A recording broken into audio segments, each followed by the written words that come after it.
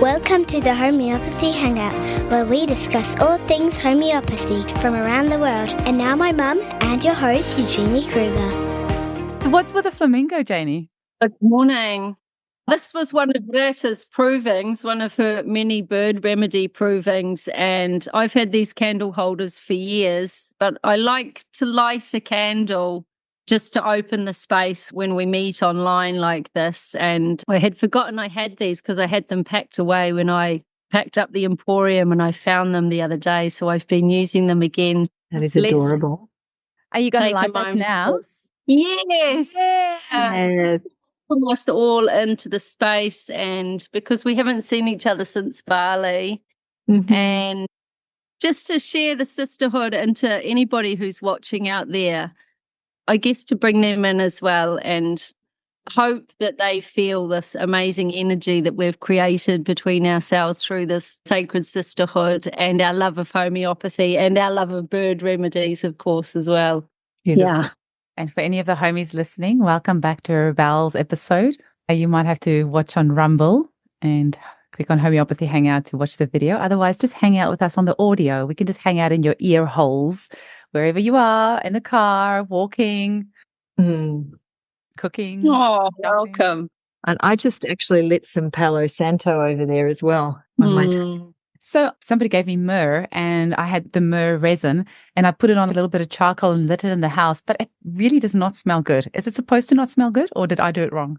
No, it's a really strong scent. Yeah. It's a really strong scent. So actually, if you put the resin, if you put a little bit too much on the charcoal, then sometimes it can be really overpowering. It's one of the most sacred oils, Eugenie, it's what when Jesus was born, the three wise men that came from the east, one of the gifts they brought was myrrh. So it's really high vibrational. It opens up your third eye and your crown chakra. So sometimes when you use myrrh, it's like, it can shock you a little bit because it's so strong, not just the scent, but also the actual energy that it holds. So start maybe with a smaller piece. Yeah. Try frankincense. Frankincense is so much nicer on a charcoal. All the Orthodox churches smell of. It's easier. That was the other one that was beautiful. brought. Yeah. It really does open up the third eye, and I have it on now. I have it on before I do anything that I, just to feel a little special. Actually, most days I put it on. But yeah, it is quite a strong, it's quite powerful, actually. It's powerful, yeah. You should read the remedy on it as well. I think there's some really interesting stuff on the remedy of myrrh as well. When I do my goddess massage, the blend that I use for the goddess massage has myrrh in it. And it is particularly because with that massage, I'm helping women to become reacquainted with their divine feminine selves, to really help them access their intuition and their instincts. So it's in that blend. Beautiful. Frankincense as well. It's interesting, Greta, you mentioned about the Orthodox churches. I grew up in an Orthodox family in terms of Orthodox, and that smell still takes me every time I step into an Orthodox church. I just feel so much joy, but it's so cleansing. It creates such an amazing, clear, protective space. And I actually find it, I don't know any of your experiences, but I find it even more cleansing than sage, because usually we burn sage, but I find when I work with frankincense, it's just a deeper level of cleansing. Back in Ethiopia, it's also an Orthodox. So they have a coffee ceremony where they have the incense of frankincense, and then you drink coffee and eat popcorn. So it brings me back to my childhood. And, Sarah, I also put it every morning to my thymus and over here. And, frankincense is said to be the surgeon's knife. If you put a little bit of frankincense oil on your face in the mornings and, in the evenings, you don't get wrinkles. It's really good for beauty care. You can just spray it. But it's a multi. Wow. Amazing. Surgeon's knife. Yeah. It's also a sterilizing property to it, hasn't it? Yeah. That's, I think, because they used to use it in the church. They carry those, I'm not sure what the name of them are, but they swing them back and forth when they walk down the actual of the church. They use it here, actually, in the Catholic churches as well, in Ireland. Yeah. They do here too. They do in the big cathedrals here too. It's adorable, the smell. Yeah, one of my favorites. with And this- sandalwood. This Oh, incense is from the Amma ashram in India. Do you know this incense? It's got rose and sandalwood. Beautiful. Yes. I just got a little bit. This has been like in my grief journey when I want to feel fine. It's the frankincense and this incense that has helped me and my children along the way. It's amazing how smells can just take you to places and how they can heal. And, so beautiful. 100%. Yes. I can't believe it was, 5 weeks ago, 6 weeks ago, we were all together in Bali in person. And we finally, across our 5 time zones, but with daylight saving in between as well, for any listeners, let me tell you, the 5 of us being here together is no small feat because we all have busy practices and busy lives and busy families and 5 different time zones. So Sarah, what time is it with you? It's like 8 p.m. 8 o'clock, just after 8. And at night. Reeta and Danica, it's like 10 a.m. for you and 12 for 12 in Reeta? Finland. Yeah. Is it yours? At 4 p.m. It's the 5 same. p.m. here. It's the same for Danica and I are on the same timeline. So I wonder who would like to start us off with just giving a little rundown about Bali, maybe. I think that might be a nice place to start. I mean, we've got so many things that we need to talk about, but I wonder if maybe Reeta or Janey, do either of you two want to start us off with a cacao ceremony, and Danica, the family constellation, and Sarah, if you want to just give whatever beautiful insights you have. I can start. So I think the way that things unfolded for Reeta and I to host the opening ceremony, that was what Eugenie had asked us to do. And I have been journeying for quite a few years now with Cacao, and Eugenie had noticed that I was a facilitator. And also I hold women's circles here in Ireland based on the Celtic wheel. So they're every 6 weeks, and we weave the magic of the holy Irish trees and the goddesses as our kind of medicine within those circles. And now and again, we'd use cacao as well. And I take it daily because I'm perimenopausal. So it's a real deep healer to navigate any symptoms you get in the perimenopausal stage, because it's so rich in magnesium and it taps into all our endocrine system, and it has loads of dopamine and the neurotransmitters that we need. That's why I started working with it. Declan Hammond gave me my first block of cacao. It's a really nice full circle journey. And when we did the opening ceremony, when you told me how many people were there, I was like, okay, I need a wing woman here, and said to Reeta, how about we do this together? And it was a no-brainer. So we came together, and we wanted the opening ceremony to be really encompassing and to create a space that was going to hold the entire conference, and that everybody felt really welcome and that we're all equal. And that's the power of the circle. When you stand in a circle, nobody's above you, nobody's beneath you. Everybody is on an equal playing field, and we all have our own magic, medicine, and wisdom within us. So that was so important for us, and to be outside under the most amazing banyan tree and to work in a way that was sacred. And I think Eugenie and Sarah, you and Ren and Marcus, your idea to unleash homeopathy and to future-proof it also, from our perspective, was to actually really bring the sacred into it, because we're working with these amazing medicines, we're working with amazing people, and everybody's story is really important. So I think, homeopathy has to move this way, that it becomes ceremonial and that you create a space that people can land into. So that was so important with the opening ceremony, that we start as we mean to go on, and that we show everybody what's possible, and to really help them see how simple it can be and how deep you can go by honouring the ancestors, the land, the custodians of the land that you're on, the elements, the directions, and each person in that circle and what they bring there. The cacao itself was from Bali, from Zero, and comes from this beautiful family. And it's not certified organic, but it is organic. It costs a lot of money to get the certification. And Reeta and I had decided to blend it with cinnamon and coconut cream. And I'll let Reeta talk about the coconuts, because it was all very thought out. We wanted it to really help everybody also embody the energy of Bali, and everybody got the opportunity to call themselves present, to set their intentions, and then take the cacao, receive the medicine of Mama Cacao. And then we brought them on this really magical journey, drum journey, shamanic journey into the underworld to meet Mother Cacao and for everyone to receive a gift. And from what everyone told Reeta and I, it sounded just like people had these amazing spiritual experiences. There was deep healings, realizations. People were crying. And some just people were having crying a lot. Yeah. Yeah, all of us were crying.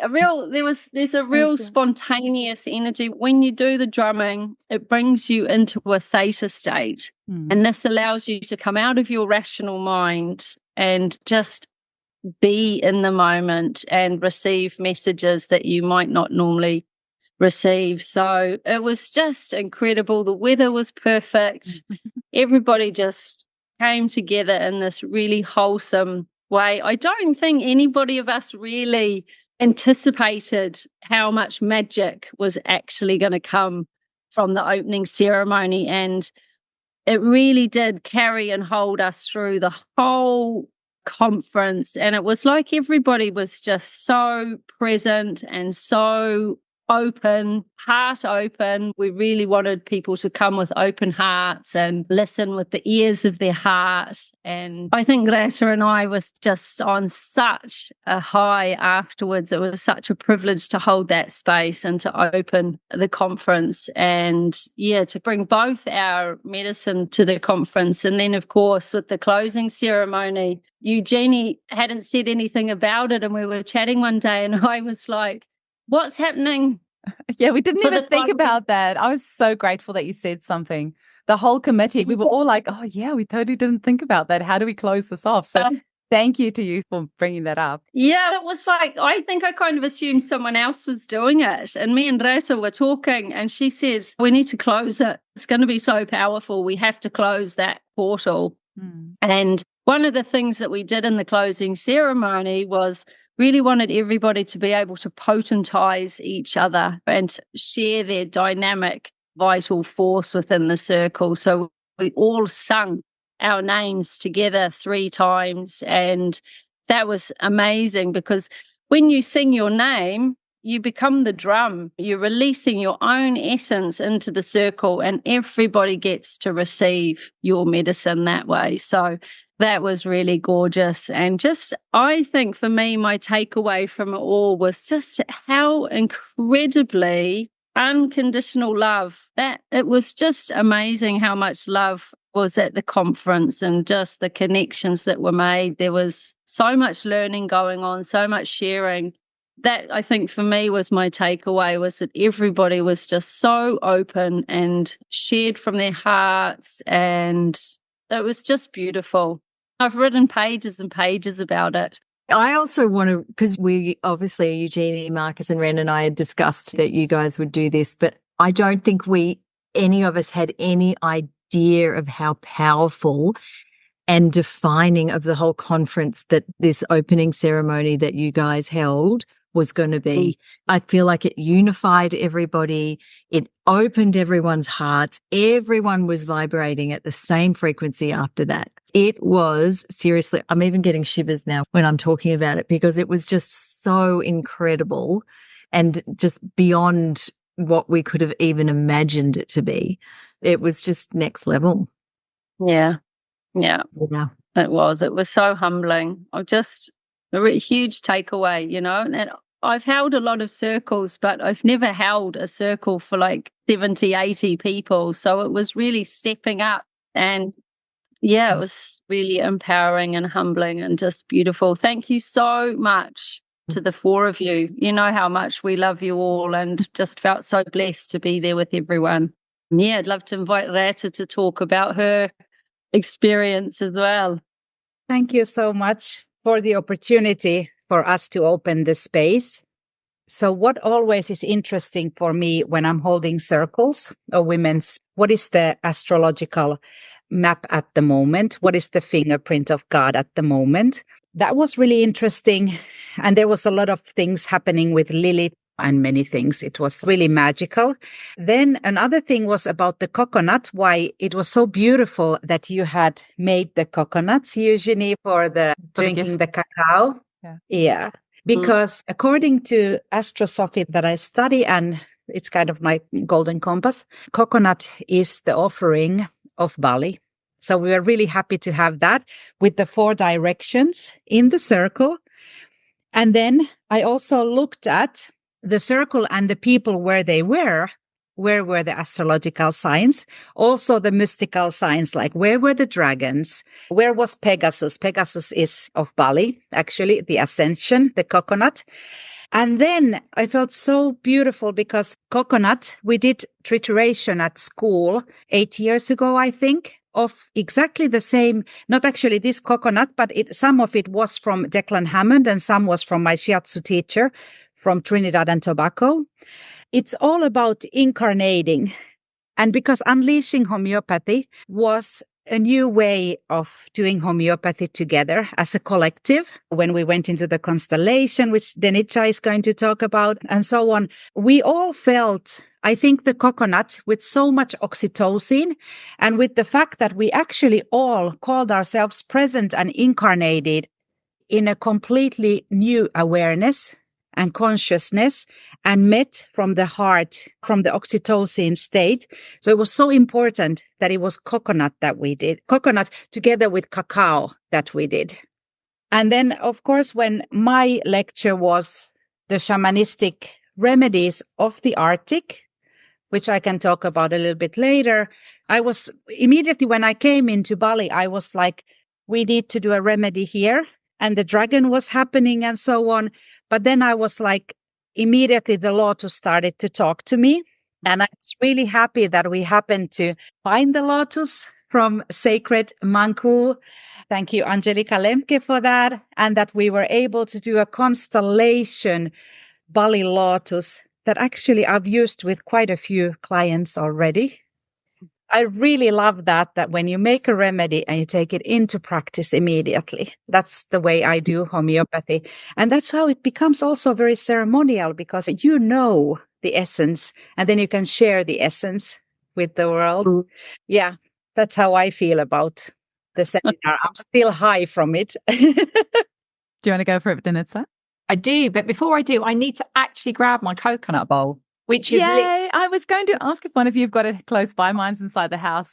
I somehow ended up with 3 of them in my suitcase. Amazing! So when I got home and I spoke to Vivian just to say thanks for the cacao and everything, she's actually had a procedure yesterday, and so I'll go up and see her when she's on the mend and bring her one of the cacao bowls, Eugenie.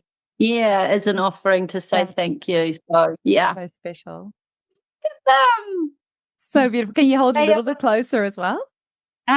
Absolutely. So this and the love and the detail, and it was such an amazing thing to see how you'd have them engraved. So beautiful. Even our name badges, beautifully engraved. Mine sits on the windowsill now and has my angel cards in it. But this was basically, we were invited in the cacao ceremony to come and drink our cacao from these bowls. I don't even know where to begin about Bali. I'm just going to go back to the beginning and say Eugenie and Sarah and Marcus and Ren, just what an incredible event you created. It wasn't beyond an event. It was a true experience. And it was so rich in love and connection and learning and expansion and transformation and deep journeying together. So being out under the banyan tree, I'm completely in love with this banyan tree. So in Ubud, the capital of Bali, there are only 2 banyan trees. And the banyan tree, to me, it's such a beautiful tree. And it was said to be the tree that Buddha sat under for 7 days to achieve enlightenment. And so it's got this incredible vibration of expanding into that light. And it literally feels like that's what we did. The venue was incredible. The cacao ceremony it felt like being at a giant slumber party, because there was a moment when all of us were lying out on the deck underneath the banyan tree, receiving this incredible experience, having drunk the cacao, having been guided through such an incredible journey and ceremony by Janey and Reeta. And it just felt like we were lying in a giant slumber party with our best mates, like you used to do when you were teenagers. And that's how it felt to me. Like, here I was with all these homeopaths. I'd never met in person any of you. And yet here we were all together. We've known each other for lifetimes, which of course we have, and through time. And with all these other homeopaths that I'd never met in person, and yet felt completely connected with every single one. And to start our journey like that, to feel like that at the beginning of our journey, it really, to me, it was a real celebration of a coming together that feels like it's much bigger than any of us individually. That it's like it was meant to be.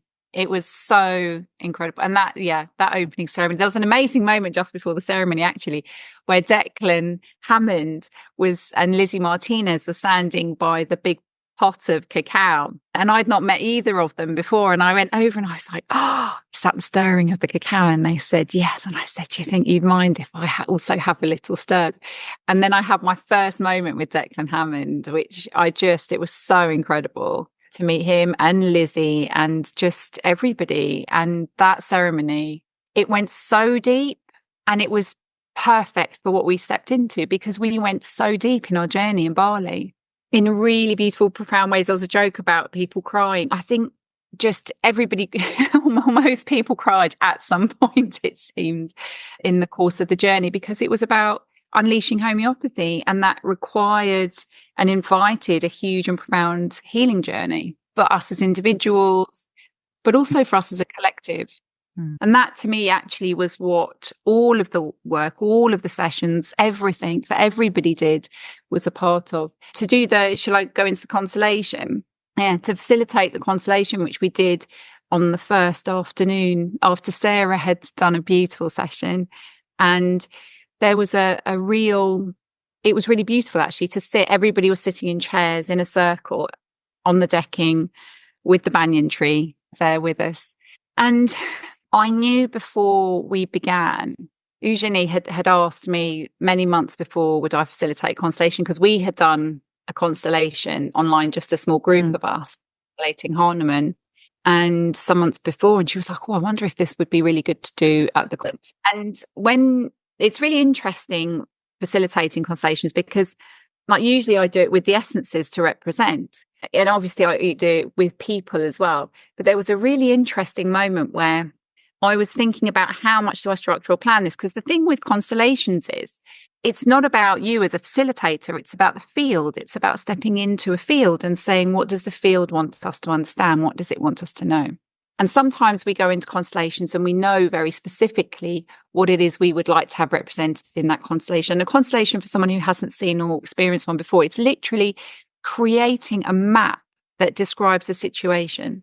And you call in different people to represent people connected to that situation or aspects of that situation. And what's incredible is that when you're called to represent, you have no idea sometimes who that person is or what it is you're representing. Always the degree of accuracy is incredible. Like, you immediately start to feel and think like the person that you're representing or the aspect you're representing.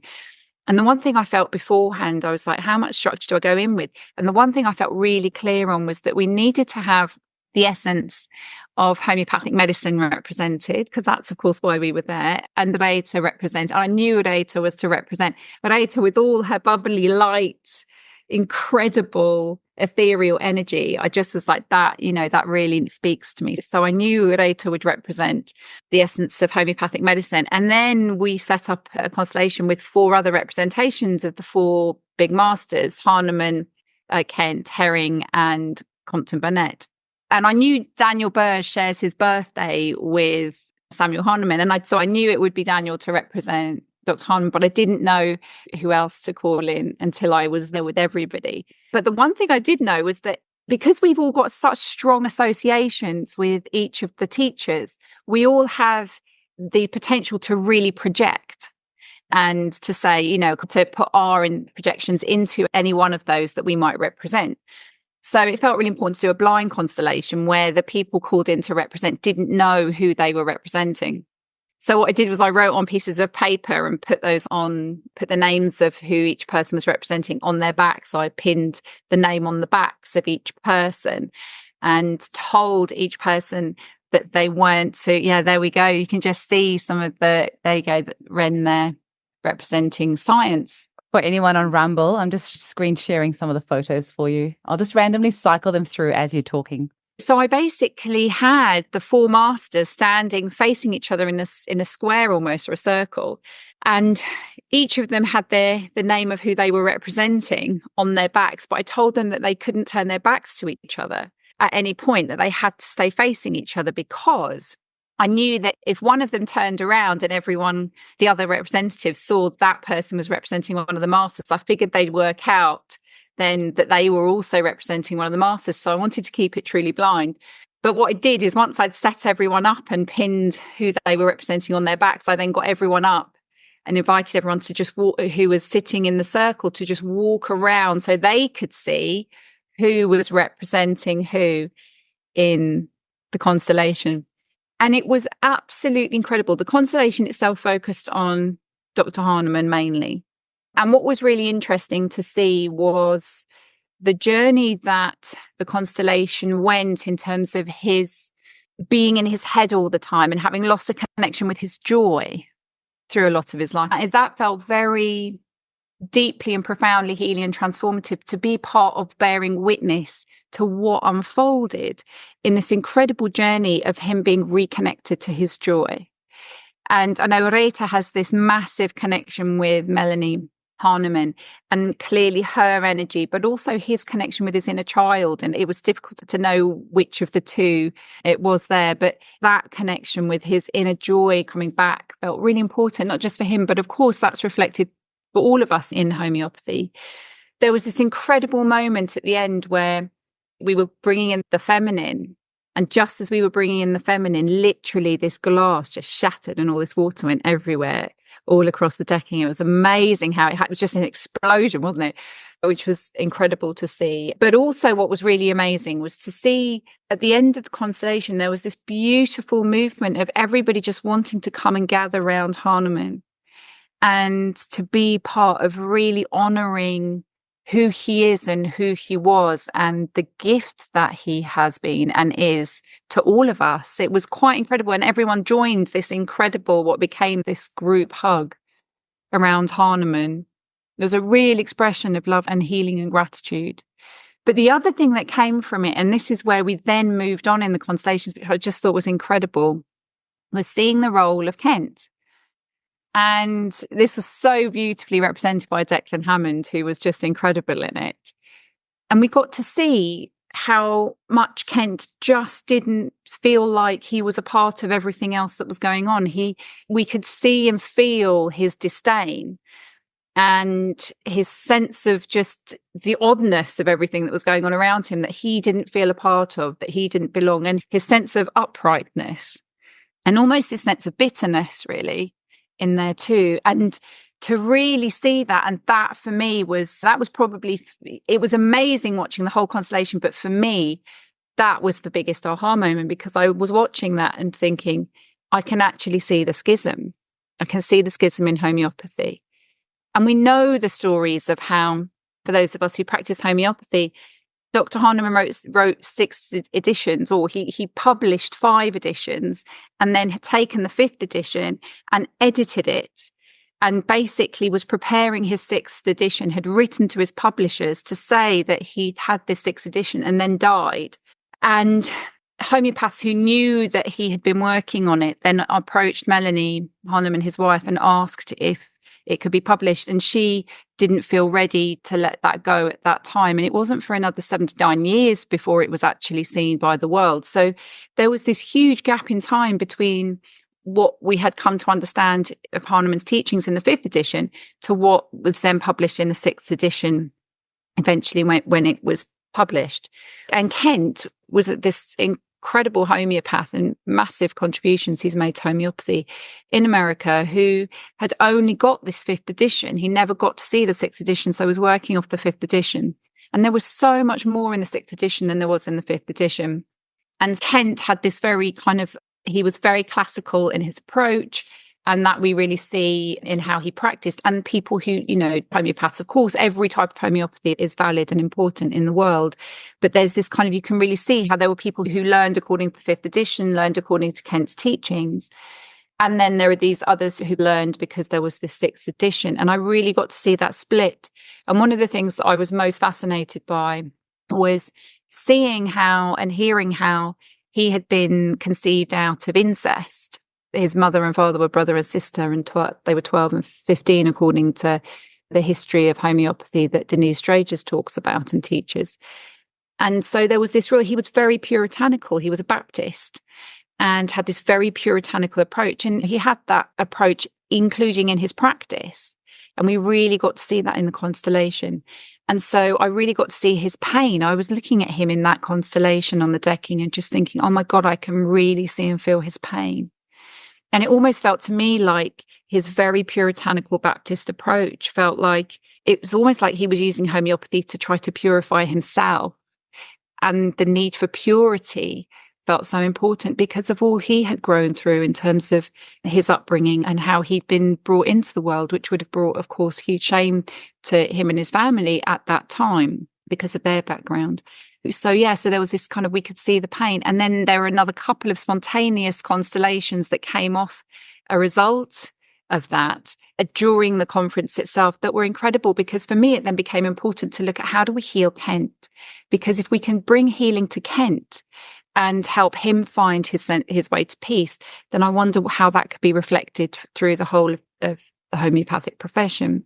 And then there were a couple of amazing spontaneous constellations. One was a group with Manku, the shamanic healer, and Angelica had brought these 4 lotus flowers that we had of the 4 different lotus colours, the red, the black, the white, and the yellow. I got that right. Yes, red, black, white, and yellow, yes. And she'd had these delivered by this incredible spiritual teacher, Manku, and his wife. And as they arrived with these lotus flowers, then there was this incredible moment between Declan, who'd represented Kent, and Manku, who seemed to suddenly be representing Hahnemann. And there was this incredible moment of exchange, of seeing a master, seeing the student, and the student seeing the master in terms of Hahnemann and Kent, in this huge healing between. Nothing was spoken, but we all felt this incredible healing just in their gaze and in their connection with each other. And then later I ended up constellating unintentionally, stepped into experiencing what it must have been like for Kent as a small child, having been brought into the world under the circumstances he was brought in, and the huge shame he was made to feel because of it. So from that, I've become really interested in Kent, like super interested in Kent in ways I hadn't quite connected with prior to Bali. And so we're doing at the Golden Spiral School of Homeopathy, in our weekend in November, we're going to be doing a day of constellating. And we're going to, on the Saturday of the weekend, on the 23rd of November. And I'm absolutely thrilled to bits that Janey and Reeta are going to join us. Daniel Burge and Declan Hammond are going to be there as well. And Ren's coming. It's just going to be absolutely incredible. And we're going to just take that journey further and see what it can bring. And for me, that's really important to do as a homeopath, because to me, it's the best history lesson we can have as homeopaths, because you literally see the living history. And we're going to start with that journey with Kent and his parents and just see where we go from there. There are going to be 3 constellations.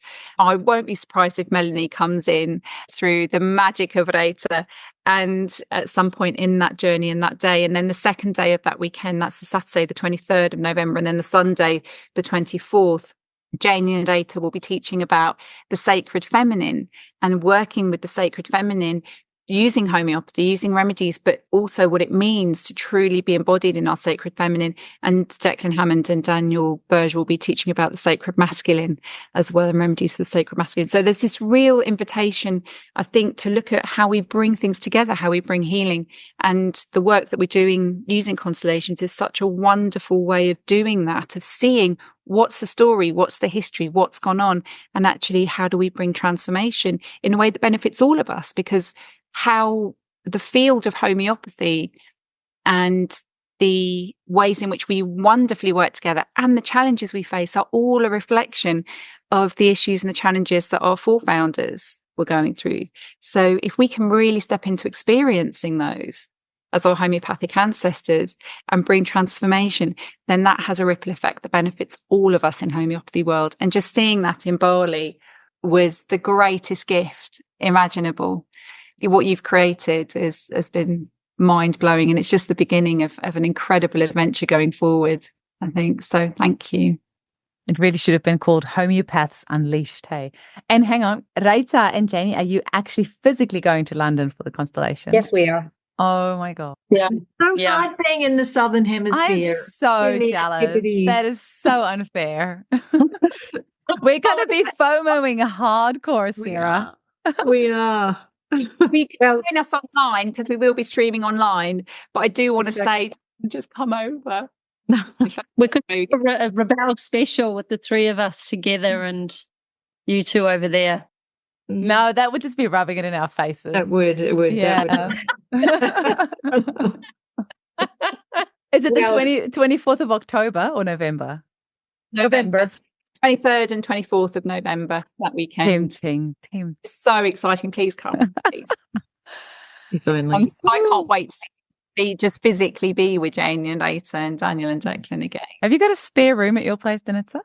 But I've always we're all staying in a teacher house, actually. And we're all There is room for both of you, I think. So just get your tickets. Yeah, just get your tickets. So you could just Wow. pick you up. Oh my gosh, that sounds amazing. Perth, not that far from London. Oh my gosh. Only 24 hours on the plane. It's one working day. I'll send you my cards. How about that? I can listen to this episode on the way there. Danica, I'm just really glad that you're carrying on this constellation work because I do feel it's really important. And yeah, I am really new to constellations. I've only done maybe 4 or so, and 3 of them were with you. So I'm still learning, but it's an area that I really want to explore a lot more. Now, I've just jumped in here because we're actually trying to be like very ordered here because all of us are we love talking, all of us. And so we're trying to be all organized and in the chat box saying who goes next. And then I just jumped in here like I usually do and just stuffed up our whole system. So now I'm saying who was talking next. Is it you, Sarah? It could be Reeta or I. Just go. Yeah. I was wanting to talk about when you're talking about purifying Kent and how then that kind of moved into the Lotus. And I feel like Reeta and I had the thought at the same time because the Lotus really purified so much. And actually we did another proving of the Lotus today in the School of Intuitive Homeopathy. And again, it was like a lot of those purifying themes coming through, very similar to the proving that we did in Bali, which was the proving of the Lotus that we did in Bali was so spontaneous and so feminine. In fact, it's the most feminine proving that I've ever done. And it just flowed to the point like we didn't want to actually triturate and crush the flowers because they were just so beautiful. We just couldn't do it. So they were left in the bowl. They were opened up and left in the bowl and holy water added, and we all sat with the bowl. I felt very possessive of the bowl actually a number of times, most of the time during that proving.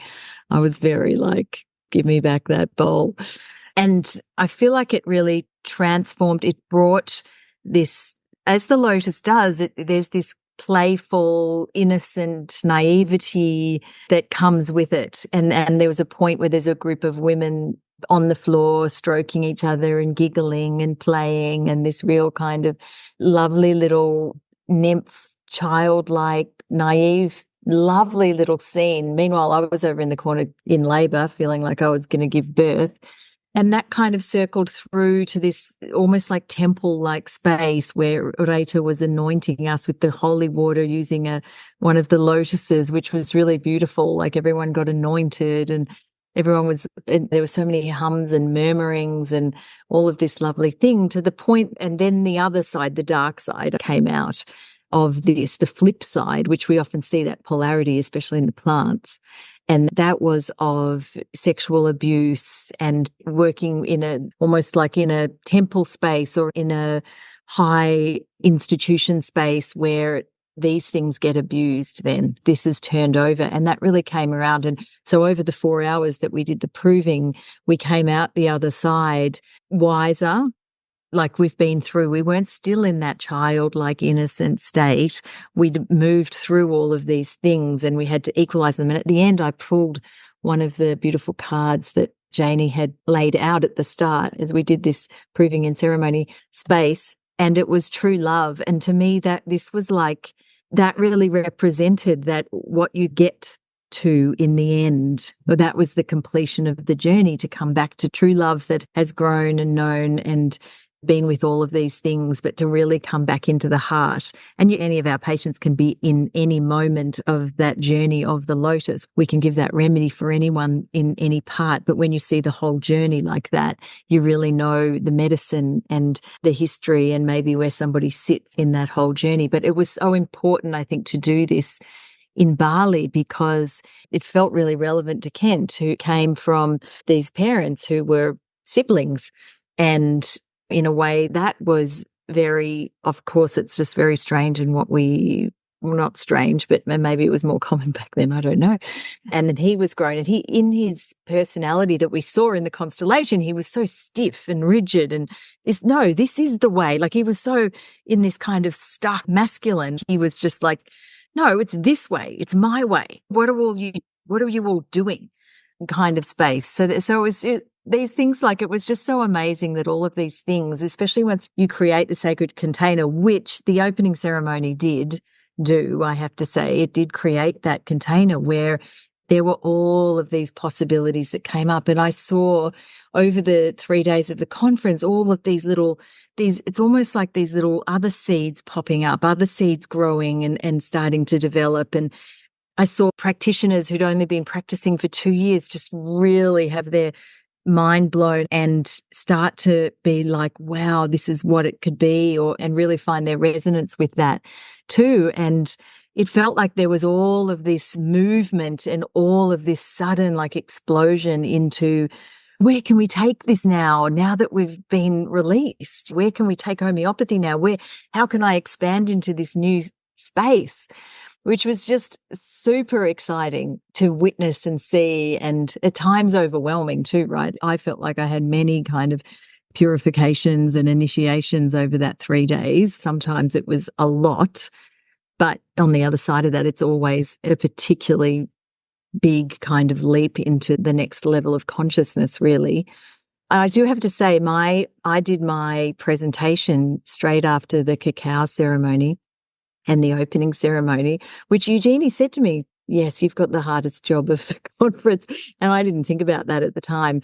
But I don't know, I guess I was so high on that opening ceremony and on the cacao that I don't even know what I said in that presentation. I know I followed my slides, but it was just all coming out and expanding into where we were all at. So that was it felt really connecting and really special to drift in. And in fact, we've also said, Marcus, Ren, Eugenie and I also said that the conference wasn't about a particular speaker or just about the speakers. It was so much also about the web that was being woven between everybody and within and without, but in our space. It was just the perfect weaving of all of those things. And hopefully we can achieve that again next year, but I feel like we can, and I feel like it'll just also explode and have new people, and every year it'll bring something else, something exciting, something really big. Amen. Amen. Actually, I was just going to say the same things about the Lotus, but it was interesting because when a new remedy comes up, it's just that it pops on. So the Lotus, it was actually that I wanted to do a remedy of the purple Lotus, of the magenta Lotus, which was one of the 4. And Janey and I, we were looking for the Lotus. We're like, it's going to come up somewhere. We went to the Sacred Water Temple. It wasn't there. And then luckily, Angelica Lemke, when I said to her that I really want to do the Lotus here, actually, and then she's like, I know where to get it. And then Manku came in. We didn't know that he'd be Hahnemann. And actually, I have a really strong feeling that we made the remedy for Kent, that the Lotus, because I remember a time that Danica said that let's go and constellate Kent. And I was like, I'm coming, but I need to meet Manku and get the Lotuses. And suddenly we are all in the same place and the constellation happens from there. And everything you talk about Kent's history is just so Lotus. This is the beauty of homeopathy. This is the synchronicity. And did we know that we are triturating in a really constellative new way, Lotus, when we took our tickets, when we bought our tickets? No. And it just wanted to come. And Lotus really symbolizes Bali as well.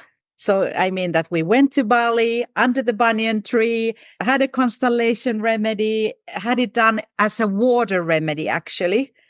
Because we just kept on adding the holy water from the water temple.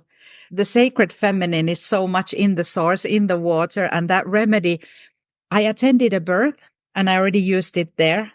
And because the lotus, the inside of the lotus is so delicate, and for the cervix to open, and because it was a C9, that lady for the first time opened so beautifully with the lotus. And that's exactly what we felt. You know, some people are like, I'm going to birth. I feel my uterus. I feel my cervix. It's opening. And, you know, all the other things happening there. And the beautiful picture, I don't know if we can find it, but that like looking like a picture from actually Hahnemann's time. So I think there's like multiple layers that happen there. And it would be so beautiful to continue with the constellations and whatever is going to come out of there. And one more thing that I really felt, because the 6th edition was not shown to the world for a really long time. I've heard this story before, that Mary Magdalene's Gospels were hidden as well. I think there is something that really interests me over here. And I think we've already researched it a little bit. And I think it's really important to bring the female masters, like Melanie, for example, into the homeopathic field, because it's often like we talk about the male.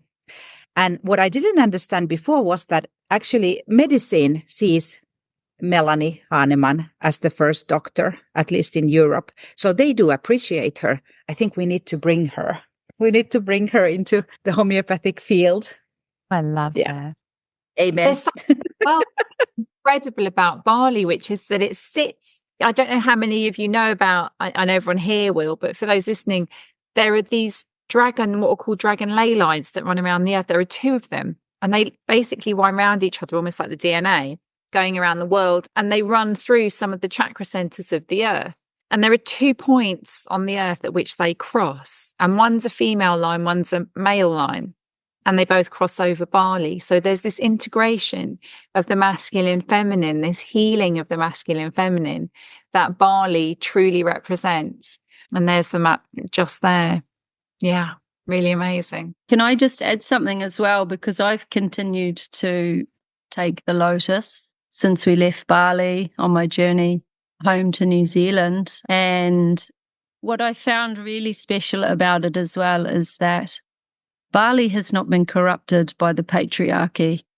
It's never been colonialized. So there's this real pure essence in Bali that's also reflected in the purity and the innocence of the lotus. And I think it was really quite synchronistic that we ended up in Bali, and that is reflected in the quality and the healing that's taken place there, because it's such an island of pure energy. And Danica just shared there about the dragon lines or the ley lines.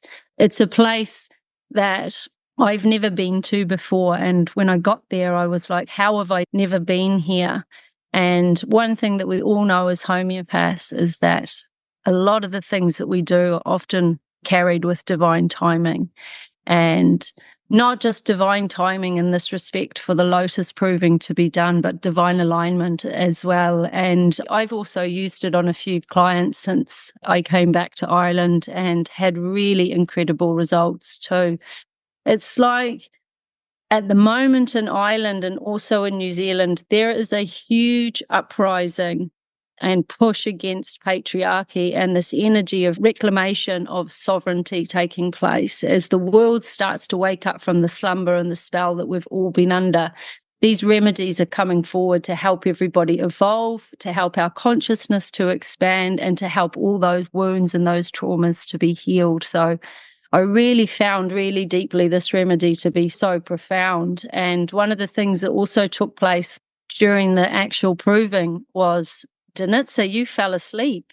Do you remember? And I think for any students watching this, when you're triturating or doing a proving and you fall asleep, it becomes curative. The same thing happened to me when we did the Maria Magdalena trituration on C3. I was grinding the pestle and mortar and I fell asleep doing it. And I also feel like these two remedies are really interwoven. And when Reeta and I teach in November, two of the remedies we'll be doing will be the Bali Lotus and the Maria Magdalena frequency that we made in France last year on the solstice. So, yeah, just circling back to my point is that as the world starts to go through this huge awakening and transition from Piscean age into Aquarius age, these remedies that are coming through now are hugely important to support us through that transition. And I think we're just on the cusp of realizing how important the Bali Lotus is going to be for many of us. Yeah. Oh, look at that. Yes, I could not help myself. So Danica had laid down and I was sitting watching her and I was like, I need to stroke her hair. I really badly need to stroke her hair. I've just got to sit on the floor and stroke her hair. And as I was doing that, Lizzie then said, Janey, I need to lean on your back. And this is a photo of the three of us. And eventually other people also joined us. And it was like we were transported to some ancient temples in Egypt. And there was a real sensual energy there. There was nothing sexual about this at all. It was the sisterhood. There was deep healing taking place. We were just feeling so held and supported and nourished and healed. And there was some kind of unfolding taking place, just in the same way that the lotus had been opened up very gently in the bowl. And yeah, it was incredibly potent. Such a beautiful photo, that one. I quickly just want to add in there that I think Danica mentioned that Ubud is the capital city of Bali, but it's actually Denpasar. And Bali has actually been colonized by the Dutch, which was quite handy for me because quite a lot of the words that they use are actually Dutch. So I understood a few of them. So for example, when you go for your lovely buffet in the morning and there's pisang, that is banana. And we use the same word that they do in Balinese, which is pisang. We also say pisang in Africa. So there's quite a few Dutch words that they use. That's, yeah, it's the same. So we often, like with our beautiful driver, Agung, there's lots of words because we would sometimes speak in Afrikaans and he would understand some of the words and he would say some words. And even reading the signs, like a pharmacy is, we say apteek and they say apotheek. And so there's which is very different to the English pharmacy versus apteek. So lots of words. And so they were colonized by the Dutch there for a bit. But I don't know. Oh, great for that. And actually to add, the monk his son, after we went for the water ceremony, told us that Ubud actually means medicine. Oh, wow. Yes, yeah. And that's why it's such a sacred place and that there's many retreat centers there and different healing modalities and that it's like a mecca for people to come to receive healing. Yeah. Wow. You really represent that, Janey, in that constellation. And I don't know if I've said this to you, actually. That felt so beautiful. I really felt that when you were stroking my head. Like I really felt the groundity of that and the healing. And yeah, you were really representing, Sarah was probably going to say something about that, but you were really representing such incredible healing. Yeah, I just wrote in our chat group that Janey was like the great mother in the trituration. She knew where to go, who needed it, at what time, and she was there. I know you were doing something to me at some point, massaging me or something when there was a lot kind of moving through. It was, yeah, you were the great mother. Actually, Declan was sitting there for a while and that representation of Kent was really strong. I felt the wounded Kent and I was keeping an eye on him because I knew at some point we were going to have to help his energy earth or shift or rebalance in some way.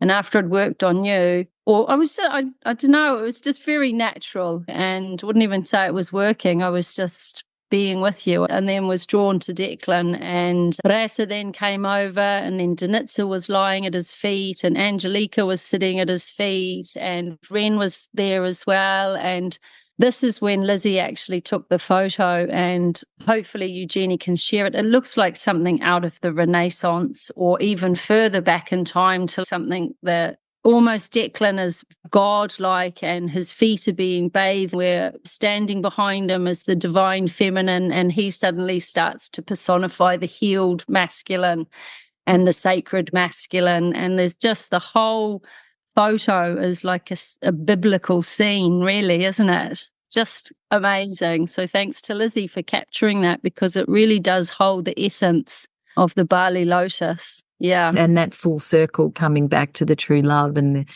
equalizing almost the masculine and the feminine in that moment. It was really, yeah, that photo is brilliant. I also saw Declan as Zeus in that photo. I saw many things, but I saw him, but being supported by these strong women around him. And I wanted to say about the constellation too, that Danica called me in to be the unspoken, not in the with the Lotus, but with the constellation that we did in the afternoon. And Reeta saw me as Melanie, and I felt myself as the inner child, but something that what I felt like I really represented was some kind of true love. And I can remember Daniel representing Hahnemann, like keeping on looking back at me, at almost like he'd lost that connection, but then he came back to it. And that was just so incredible. But also just towards the end, when he and I came together and everyone ended up standing around us, and I had my hands on his shoulders. I can't even remember why, but I just felt called to put my hand over his heart. And when I did, I just felt him soften, like he just softened so much into that. And he was just like, oh, like this kind of blissful state, like that it was just so beautiful. And again, that kind of masculine, feminine, like meeting each other, which was just, it was just so powerful. I was just so blown away to be part of that experience, because it was really like so healing. And as a woman, as the woman representing the unspoken / Melanie / inner child as well, I felt really powerful in that space with him, and almost like I again really stepped towards, oh yeah, that's right, the divine feminine here, and what that divine feminine does with the masculine, how we have this role of holding space, of knowing, of reconnecting men to what, to themselves even. And that came through so strongly for me. And I just saw that in Daniel as well, which was it was just so incredibly moving, wasn't it? And I know you could just see everyone on the edges as well were just riveted of what's going to play out here. Just amazing. And was there a moment in that, Sarah, because it felt like you've just described that so beautifully as true love, and it was so beautiful watching that journey of you and Daniel, just incredible. And yet all I could feel was this joy. Like it just felt like in that true love, it was almost like this joy had burst forth that had been forgotten or suppressed or squashed in some way. And it was that joy that really stayed with me, I think. I don't know if that reflects the experience, but yeah, when I stepped into that and I felt this, I can't remember what I felt first, but I do remember I had the scream that came forward. And then after the scream, soon after, there was tears. Like it's just this complete sadness. And then after that, I almost felt like this quite strong and quite like towards Daniel / Hahnemann, you need to look at me. You need to stay with me. This is what you need. You're becoming fragmented over there with all of these things at you, but you need to be connected to this feminine child, whatever it was. And that just felt so clear to me that he needed to come back to that. And I think it felt clear to him as well in the end, like that was where he needed to be too. And that, for me, that's what I love about constellations, because one of the things about constellations have been born out of doing work on trauma and looking at where trauma has got stuck in the field. We know that we inherit susceptibility to disease. We've known that for eons, but we're only just starting to see the scientific evidence that supports what we've understood for a long time as well, which is that trauma is also inherited.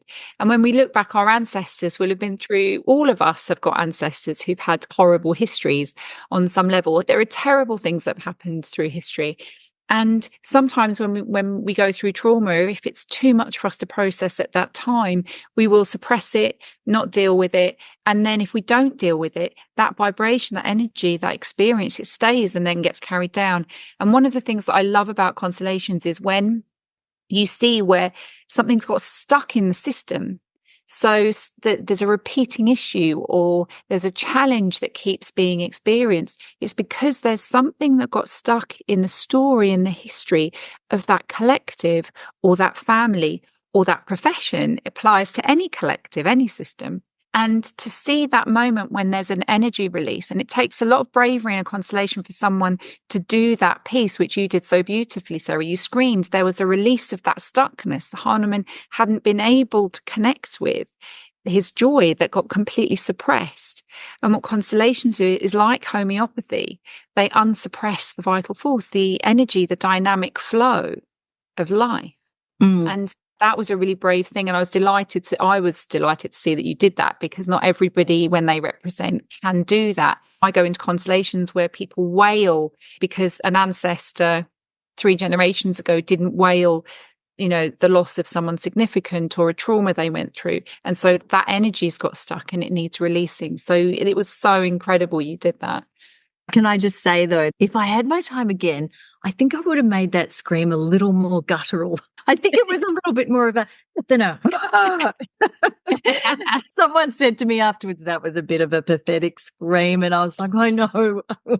I really wanted to bring some guts into it, but that's how it came. And it's worth just mentioning that Danica brought in science at one stage as well, also blind. So Ren was representing science. And it was very interesting that they just wanted to be buddies, like Hahnemann and science. I think they actually, I can't remember the exact words that was said, but there was definitely an affinity there between the two. Yeah, there was no tension where we assumed that there is so much tension, but remembering that Hahnemann was a scientist and a doctor, and it's so interesting that came up. It was such a good idea to bring that in, actually, I think. True science is about openness, curiosity, exploring what's possible. We don't know the answers. That's the whole point of science. It's to say what's possible next, rather than to go, no, this isn't possible. This is an impossibility. Well, we live in a universe where everything's possible. So true science would be open to homeopathy and would be curious about homeopathy. And actually, that is what we saw in the constellation, which was beautiful. Reeta, do you want to say? Actually, to the constellation, it was interesting thinking about science and Hahnemann were so good friends, because the essence of homeopathy and Hahnemann in the beginning were against, or the essence felt that Hahnemann needs to say sorry about something. And I felt like it was the beginning of his career as a doctor, changing into, as the constellation went forward, that he was very arrogant in the beginning. And very much in the masculine. And then with everything unfolding, it was so beautiful that he became much softer. And as his career went, it was like the whole of Hahnemann's life, actually, pretty much over there in the 2-3 hours or that we did under the hot sun. But what I wanted to really say about the Lotus, what I felt, anointing people, that it was really about sacred sexuality. Yes, there was that side of innocence and purity, but there definitely was lust, and there was sacred sexuality, and there was enjoyment, and how sexuality is so pure, and how everybody has the right to enjoyment, all the oxytocin and the feeling, and how the skin is so wants to be touched, and the connection between people, and reclaiming your sacred sexuality. Because we have 4 men over there, I think, 3 men. And then we were all together 20, so maybe 16 women. And it was somehow it was a very safe space for everybody to express and how things really should be. And then the dark side was when things are not like that. And always when we do a proving, we look at synchronicity in the world. Well, Hollywood, Lotus is happening. I don't know. I think we unleash something very beautiful that can heal collectively. And one beautiful thing that I think we'll talk about in Danica school is the sacred sexuality with the sacred masculine and the feminine. And this was like an initiation to that. And we have decided we're doing it again next year in August. But I'm a little bit worried now that we've sold it to everyone, because there's probably not going to be any tickets, because all of us are bringing all of our friends. And we're I don't know if there's going to be any public sale of tickets. And so we are chatting about how do we get around that. And maybe there's some of the recordings that will be available afterwards. But it's just that the venue it can only really take about 80 people in that room. So we can't really have any more. And so it's a tricky one, but maybe there are other healers, and I don't know, not just homeopaths, but like healers who can create this sort of space for healers to be healed. And that is the thing that actually all of us took away. It wasn't a conference. It was actually more like a healing retreat for all of us. And I know I had very deep healing and I cried so much. And I am not that person. You know, you go to events and there's people like crying and I'll be sitting there going, oh, such dramas. And then I was the one like bawling my eyes out the entire conference retreat. And so it was incredibly healing for me. I really loved it so much. Such deep healing, such deep medicine. And I just remember like meeting all of you in person. I got to meet Sarah Valentini a year ago in Brisbane, but the Janey and Reeta and Danica. So I remember meeting you and I was literally shaking. I was so happy, literally shaking. And it was just the most surreal, incredible thing to get to hug you in person. It was so amazing.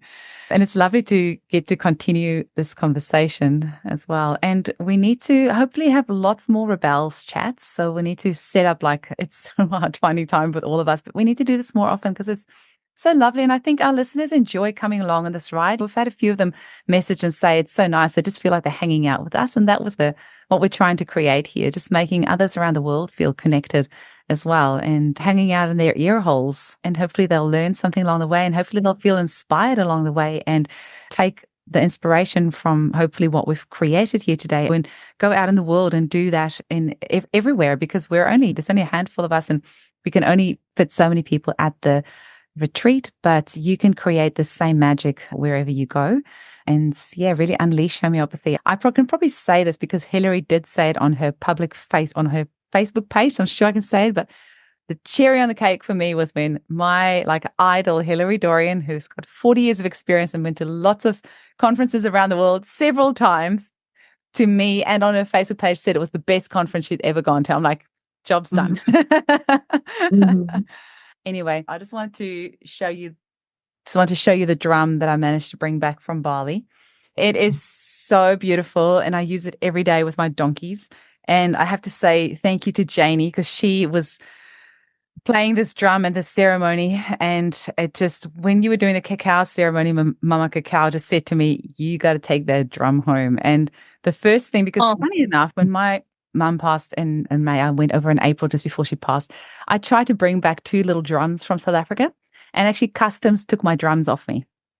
And in that ceremony, I just heard my mum's voice saying, Eugenie, just take the drum. I will sort it out for you. Don't worry. Because I was like, oh, no, I'm going to buy this drum and I'm not going to get it through customs because Australia and New Zealand are so fussy at customs. So as luck would have it, I go through customs and there's this lady. And when you see their faces and you go, oh, that one looks pretty nice. And oh, that one looks like a hard ass. And I got the hard ass one. And she was checking this drum. She's, no, you can't. And then, of course, just on one side, she found this little spider web and she's, oh no, there's bugs. And then I was like, oh no, we've sprayed it and it should be all fine. And I just saw my mum behind her going, don't worry, deep breaths. And then it was this moment where I was like, oh my gosh, this is going to go either way. Is she going to take my drum? Is she not? And then she's okay. And then she gave it to me and I walked through and I was like, oh my goodness. So I've got this little piece of Bali here with me and I drum my donkeys most day and they love it. And George, one of the donkeys, will literally take the drum with his head and move it in close to his chest. He'll physically take the drum and make me drum it on his chest. He loves it. And the vibration of it is so incredible. So Janey, I just have to say thank you so much. And yeah, even the way that we got those drums, hey, we had a lovely kudos to Zhenya, which actually means Eugene in Bali. He's got a great shop in Ubud called Rhythm and Light, so shout out to him. But he actually loaned us this drum free of charge for the ceremony.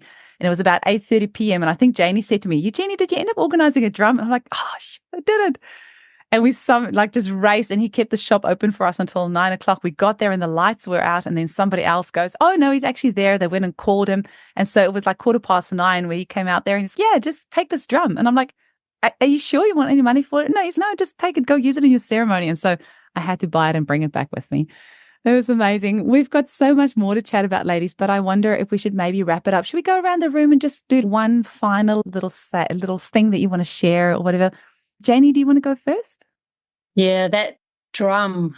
I remember when you brought it into the restaurant and I was like, oh, we'll just have a little sound off here with it. And it was like, thank you so much for organising that, Eugenie. And it really, the drum is such an important piece, such an important tool for us as healers. And I'll speak more into that next time we meet, and just how much it activates and heals a lot. And you can tell by the way the donkeys respond. So I'll speak more into that in the next one, but a huge thank you to everybody today. And I hope if anyone's got any questions in regards to anything that we've spoken to, please reach out to us and we're happy to, come back to you with that. But yeah, we need to get a bigger venue. Maybe we could move into the yoga barn for a couple of things. I don't know, but just putting it out there, and we could then stay in the same place. Thanks everyone so much for tuning in. It's such a blessing to know you're all out there, and can't wait till we meet again. That was so beautiful with the drum, and I'm so happy your donkeys have it and that you have it over there. It was really meant to go that way. I once brought a big Ethiopian drum from Bahir Dar to Addis Ababa and from there to Helsinki. And my mom said, it's funny, it's my mom, you will never take it to Finland. You'll never manage. And I said, watch me. And I have it here. So us and the moms, it's a church drum. But I wanted to say that I am so happy, and the shamanistic remedies of the Arctic are so happy because they are available with Eugenie at the moment. So you can have them also on that side of the world. And definitely you can also get them from me. And then we are writing a book about them. So I have a student translating it, and it will be many more remedies. But just bringing and honoring the indigenous people of Finland, Norway, and Sweden, the Sami people, that's one of the things. I think one of the things we talked about in Bali was also giving the voice to the indigenous people, and having remedies also help heal or return the power to the indigenous people. So I'm working with the Arctic at the moment, but all the indigenous people are, of course, connected to each other, and they all work with ceremony, with shamanism, and with sacred plants and so on. So I feel we have also unleashed something really beautiful in this direction, and I feel really honored to be a part of that and to share it. We're going to the dark. Enjoy, everybody, the Dia de los Muertos, and your bones, and letting go, and the metal element, and the time of the death. We are diving into the shadows, into Samhain, and just stay safe, and love you all. So beautiful. Thank you, Reeta. Thank you, Janey. It's amazing how many I'm seeing all of these little bursts of inspiration come from so many people that attended the conference in Bali. And it just fills me with so much joy, because our intention of unleashing homeopathy really did become unleashed. And it's like all of these little directions that it's going in, and how connected we all are. And Declan Hammond said that he's been a homeopath and in the community for a long time, but he said, I feel like I've finally found my tribe. And I think that when we sit with our tribe and we magnify the potential of that. And actually in my presentation, I talked about synchronicity in the field and creating that synchronicity in the field, so that once there is synchronicity and coherence, that light that is created shines brighter. It can shine brighter than the sun. And so we really did move that. And then I'm seeing all of these little solar bursts come around from everyone who attended. There was such a shared experience and a shared kind of opening, unleashing, and expansion. And this is super exciting. And for all of these beautiful women here, I feel such a connected sisterhood, even though we sit in different parts of the globe.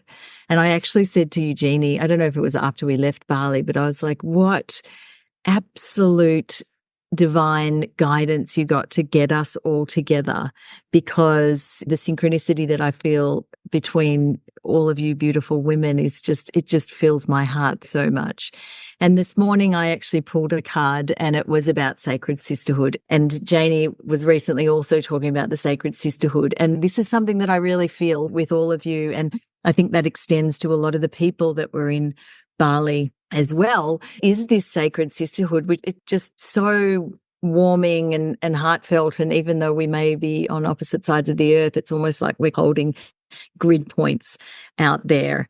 And that connection is just incredibly powerful and special. And there's so much more work to do that we're all going to be doing together, even though we are sitting at these different grid points across the earth. And so thank you all. And thank you to everyone that's listening. And whatever we do with Unleashing Homeopathy, we're going to continue to do that. We know that for sure. We have to keep unleashing because it was 70 very special people that got to attend, but there are many more homeopaths and we do want to keep this movement growing so that everyone can get a little taste and experience of, oh yeah, this is where homeopathy is going. This is where we can go in the future.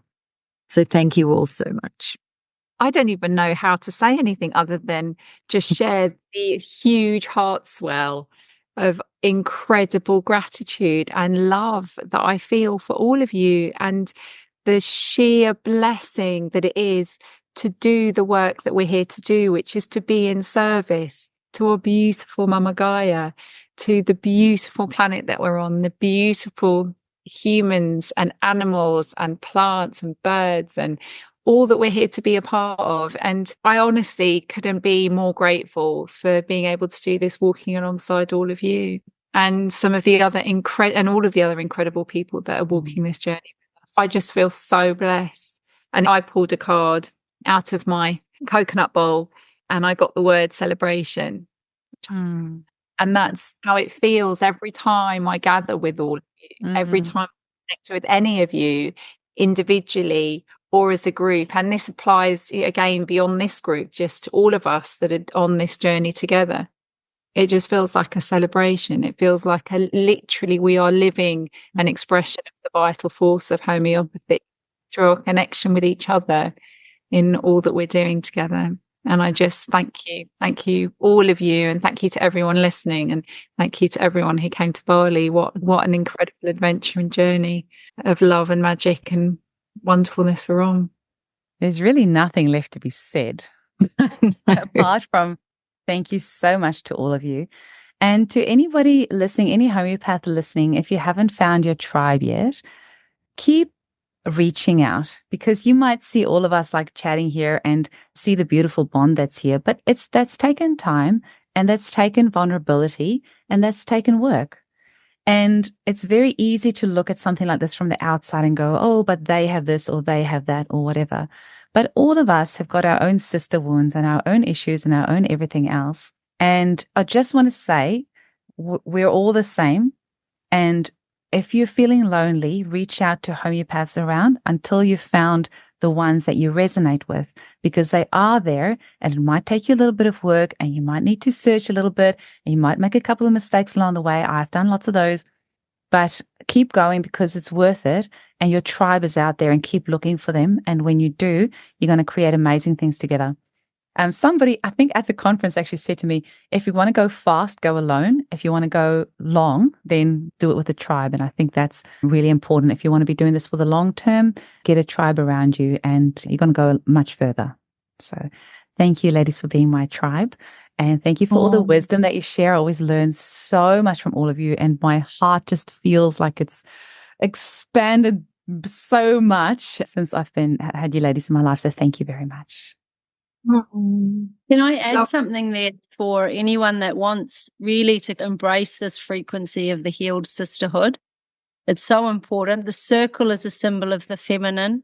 Reeta and I have a online event coming up on the 11/11 about creating your sacred altar, and it's a 2-hour workshop where we will teach you about some of the wisdom that we both shared in Bali about creating your sacred space, learning to work with ceremony, and also honoring the feminine, the masculine, the elements, the direction. So if anybody's interested in that, head over to Sacred Source School, our page on Instagram, or we'll drop the link into the show notes. You're so welcome to come. And yeah, thank you so much, everyone. I'm so glad you mentioned that because that's going to be amazing. And we can't wait to join you ladies and learn from you. I'm so excited about that. So 11/11, we'll see you there. Thank you. Lots of love to you all. Welcome.